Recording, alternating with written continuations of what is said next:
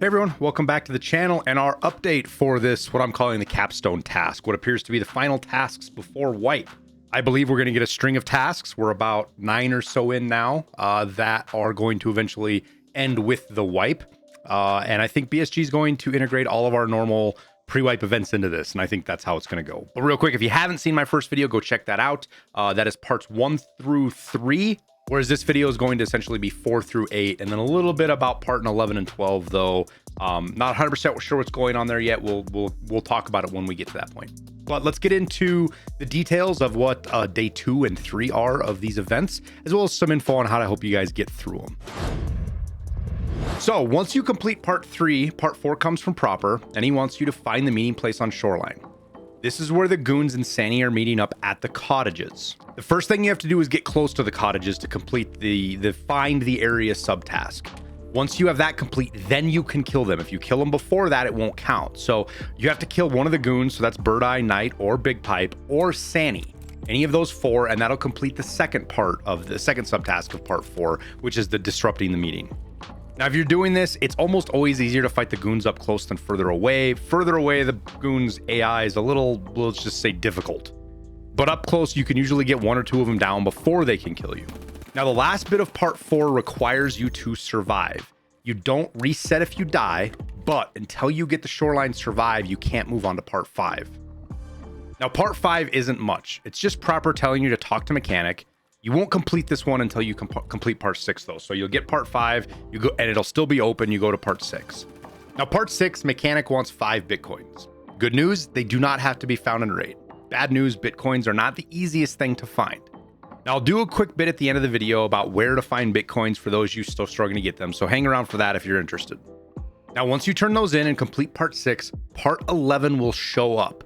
But it's bugged, at least for me. I have Lightkeeper unlocked. I have all of his tasks done, so this might show up different for me than for you, but as soon as I accept the task, it fails.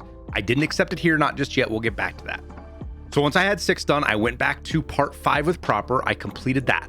Then I went to Therapist to get part 7. She has a little bit of a backstory explaining how this drug is from Sandy and it needs to be destroyed, so she sends you to Peacekeeper for help. Peacekeeper gives you part 8. In order for his help, he wants you to pretend to be an RUAF and kill scavs. 10 scavs on every map except labs. The catch is you have to wear Russian gear. For armor and helmets, this is pretty much anything with 6B in its name, along with a few other things. I tested a ton of stuff, and I found that the Reddit works as well as the Peen helmet. Side note though, even though kill armor does say 6B in it, it does not work. For weapons, pretty much anything Russian it looks like. I didn't test every single weapon, but the AKs, the M&P shotguns, Mosins, pistols, even the DVL works. Now, once complete, that's it for today at part 8. It looks like part 9 and more will be tomorrow, hopefully. But let's talk about part 11 and 12 here real quick. Now, when I accepted part 11, it just failed. And then I ran a scav raid and I came back and I had part 12. It did the same thing. It failed. But something to note is that part 11 you see here is essentially the same as Network Provider part 2. And I had already done those. And then as far as part 12 is concerned, this is the same as Key to the Tower. So except for the fact that these don't have to be found in raid, mine did. So lucky you there. So that's what it looks like is coming here. With part 11 and 12 kind of tipping their hands early, at least for me, I don't know if it is for everybody, that makes me think that BSG is going to unlock Lightkeeper for everybody if you do these tasks. So it'll give you a chance for a week or so maybe to get out and see Lightkeeper, maybe do some of his tasks, but at least explore the island and get the opportunity to do it, even if you couldn't for the rest of the wipe because of how it's pretty well gatekept behind a bunch of other tasks. So if you haven't started yet, I would probably recommend, if you want to go see the Lightkeeper, if you want to put the effort in to do it, to start doing these tasks to at least get to try that to see if it's worthwhile for you, because the opportunity is going to be there. But with that, let's talk about the Bitcoins, because that seems to be one that's hanging a lot of people up. And it's not that difficult, though it does take some time and a little bit of knowledge. So let's get that out there for you guys. First off, obviously, the Bitcoin farm. You can get your Bitcoins here at the Bitcoin farm if you have one. If you don't have that, the next easiest way, I guess, quote unquote, is through Mechanic at a barter. Now, this barter is expensive. Right now, it's probably going to cost you about 2.5 million to 3 million rubles per Bitcoin. On top of that, they sell out almost instantly. So they're sold out right now. He's got 55 minutes left. We'll see if that changes or not. And I say that because I tweeted at BSG and I said, hey, let's bump this up. And sometimes they see these, sometimes they don't. It is Sunday for them, so they might not see it. They might fingers crossed we'll get the quantity bumped up so that it's not, you basically have to camp on these as soon as mechanic resets and he sells out within seconds, so you have to do it that way. That's the only way to get them. Now after that is the woods map. That's going to be my next best suggestion for you guys, because this doesn't require any keys, and you can do it as a scav and have just as much luck. Now, Woods has a bunch of valuable spawns on the north end of the map by the Swamp Village or Sunken Village, whatever you want to call it.